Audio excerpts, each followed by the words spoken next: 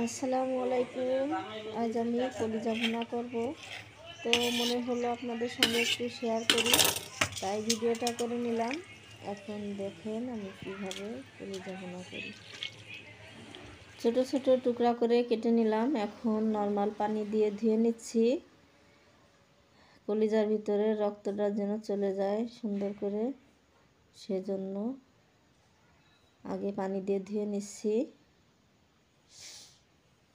কলিজা ধোয়ার কোনো শেষ নাই,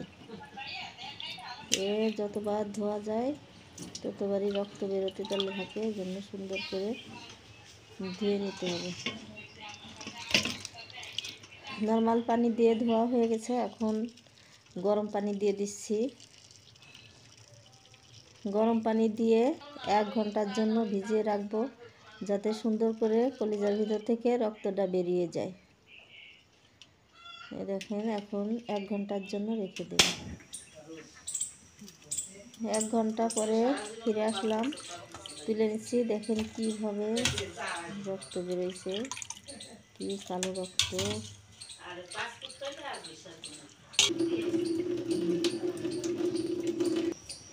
তুলে নিলাম। এখন আবার গরম পানি দিয়ে সিদ্ধ দেব। গরম পানি দিয়ে ভিজিয়ে রাখা হয়েছে, যাতে আস্তে আস্তে করে কলিজার ভিতর থেকে রক্তগুলো বেরিয়ে যায়, তার জন্য। এখন সিদ্ধ করে নিচ্ছি।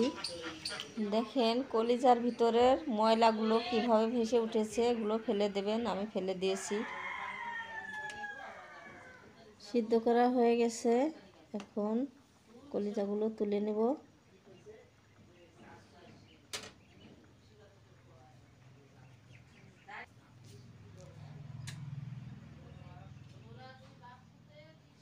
চুলাটা অফ করে দিলাম।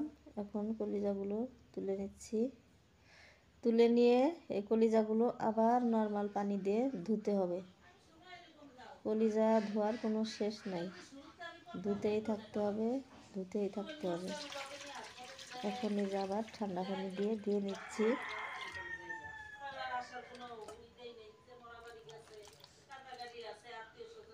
এভাবে ঠান্ডা পানি দিয়েও 2-3 ধোয়া দিয়ে নিতে হবে।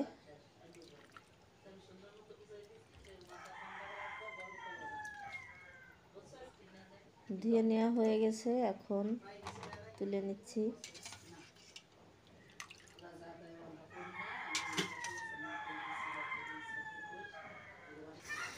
এখন আমার বরিশালে এক জাল কলিজাটা রান্না করে নিচ্ছে। আপনারা সবাই সঙ্গে থাকুন, দেখুন কিভাবে বরিশালে রান্না করে। আর আমি এখন চলে যাচ্ছি আমার ঘরের অন্যান্য কাজ করার জন্য।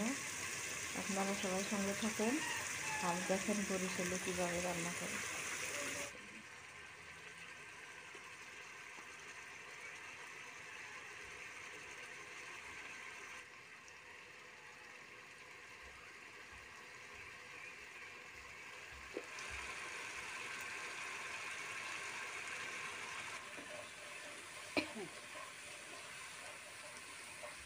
ওটা ভালো করে কষাইলে আদা রসুনের গন্ধ আছে।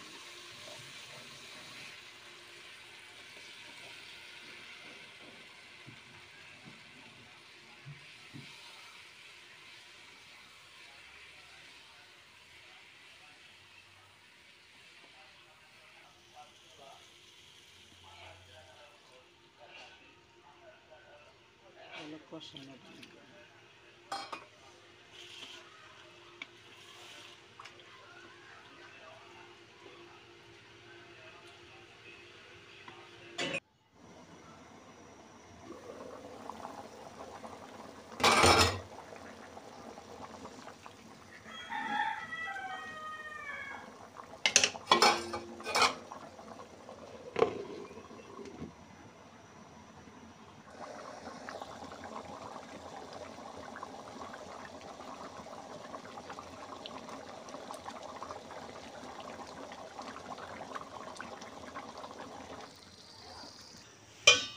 রান্না করা হয়ে গেছে, এখন তরকারিটা ঢেলে নিচ্ছি। দেখেন কত সুন্দর লাগছে তরকারিটা, খেতেও হয়তো বা অনেক সুন্দর লাগবে। যাই হোক, এখন হচ্ছে খাওয়ার পালা। ভাত বেড়ে নিচ্ছে আমার ছেলে আর আমার মেয়ে টিমু এখন ভাত বেড়ে নিয়ে খেতে বসবে।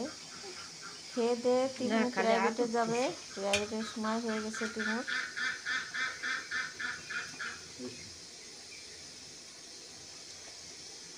যাই হোক, আপনারা সবাই ভালো থাকবেন, সুস্থ থাকবেন। অভিমানে